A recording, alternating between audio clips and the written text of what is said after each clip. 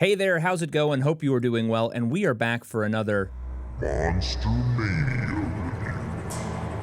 Now, this movie is completely different than the first movie that we talked about, and this is none other than The Cabin in the Woods. Now, I'm sure a lot of you have seen this movie or heard about it or whatever. I adore this movie. It is a lot of fun to watch, especially around Halloween time. Now, I don't want to give this movie away and spoil it for anybody who hasn't seen it. So what I'll do is give you a quick synopsis of what the movie's about, give you my thoughts, give you my little rating, and then you can shut it off, go check out the movie, come back, and see what I have to say about it. 5 teenagers head off for a weekend at a secluded cabin in the woods.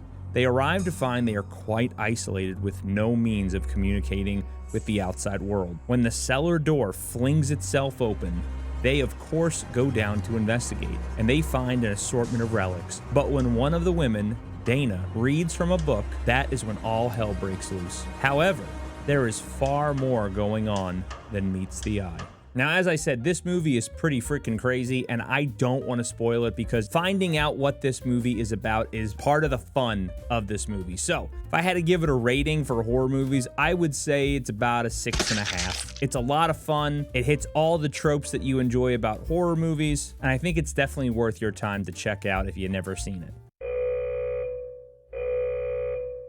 But getting to the movie and just talking about it overall, I love the whole aspect of it. You have the virgin, she's being chased, you have the stupid jock, right? Like, it's all the same nonsense. And we've seen movies where they've been self-aware of this before, right? Like Scream's a perfect example. There are certain rules that one must abide by in order to successfully survive a horror movie.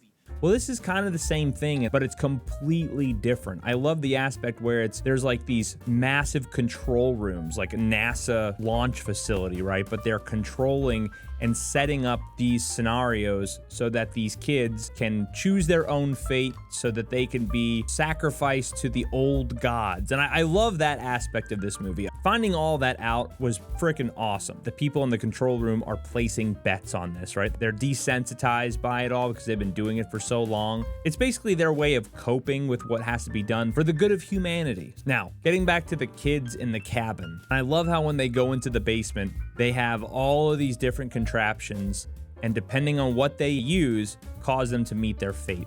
What I also liked is the fact that in the control room, you're seeing that this has failed in other locations throughout the world. It's not just in the United States, right? Like, you have Japan going on, and that this was the last one. Like, uh-oh, all the other ones have failed. It's like, relax, we've been through this before. We have a 100% success rate. It's okay, it's fine, blah, blah, blah. The kills are freaking awesome in this, I will say that. The one that I really enjoyed and I thought was kind of crazy was Chris Hemsworth, the motorcycle jump. I'm coming back with cops and choppers and large fucking guns, and those things are gonna pay.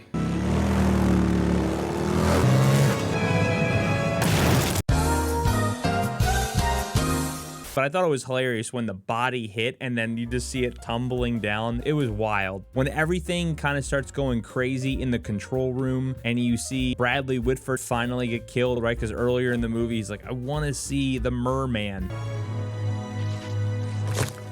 Oh, come on. It doesn't take itself seriously, but at the same time it does. And I like that. It's a little bit lighthearted, but it's still a horror movie.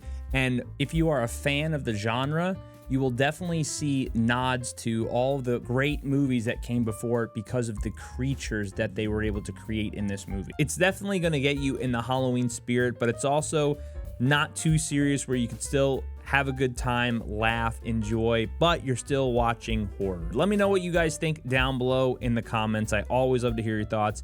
If you like the video, please hit the like button. It definitely helps the channel and the video. And I will see you at the next review. Take care.